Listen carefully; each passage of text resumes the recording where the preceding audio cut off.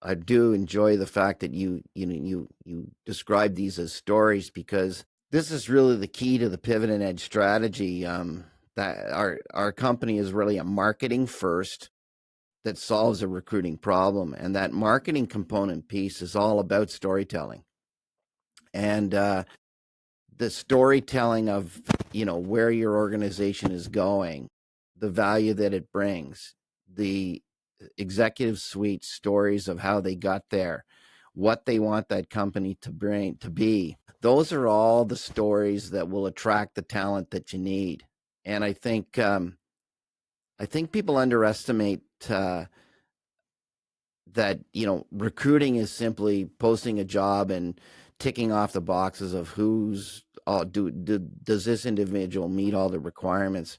And although meeting the requirements and having the experience is very relevant to success, there's no question about that. If I want a vice president of sales, I want someone that's got a proven track record of building that organization out, that knows how to hire talent, has sold in the market space that we're currently in. All those are really critical. But I think what makes that employee successful is the relationship between the C-suite and their story. And if they don't understand the story, or don't agree with the story, or agree with the values that the company is bringing, particularly in the early stages of an organization, it's probably doomed for failure.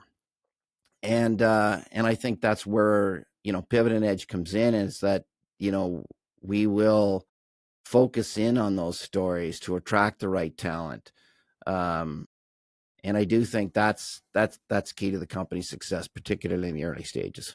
Absolutely. And I had a bunch of discovery conversation that I wanted to have with you about Pivot and Edge, starting with the what is the exact moment when you realize that traditional hiring or traditional recruiting is broken and you decided to build Pivot and Edge? Was there a story that really hit you hard and you said, okay, you know what? We all hear lots of story during the day, during the week, many conversations we would have, but some of them hits us different than others. I'm assuming there was a moment where you said, that's it. I've got to do something about it. Well, there was a specific time in my past where the wrong person ended up in the job, and it actually took us on a technical trajectory that wasn't right. And I'll keep the names and the companies out of this, but the original person in the technology role in one of the companies that I was in was a believer. I'm going to use that term, was a believer in what we needed to do and what we wanted to do. And I can remember coming back from a large customer meeting on a plane, and this individual saying to me, EA, I will build that for them. And that started a whole trajectory of technology that was going to change the way we delivered and how we serviced our customer. He tragically had a stroke, and we had to replace him with someone else. It was a convenient replacement, but it wasn't really one that I believe we had the same kind of values. And so the technology sputtered a bit, and it changed the trajectory. Now, at the end of the day, we did deliver that, but I don't think we delivered it to the solutions that we could have.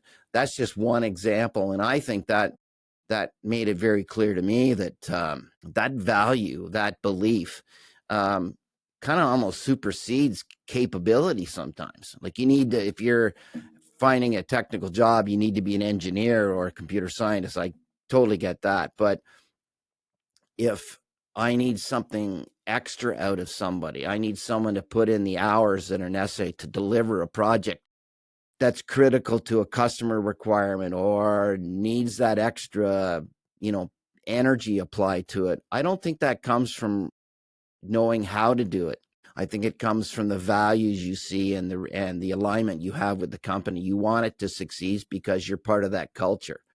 And that's really the storytelling aspect, Robin, that we try to focus on with Pivot and Edge, that if we can get the story out, then we can attract talent that relates to the story. And I think that's critical.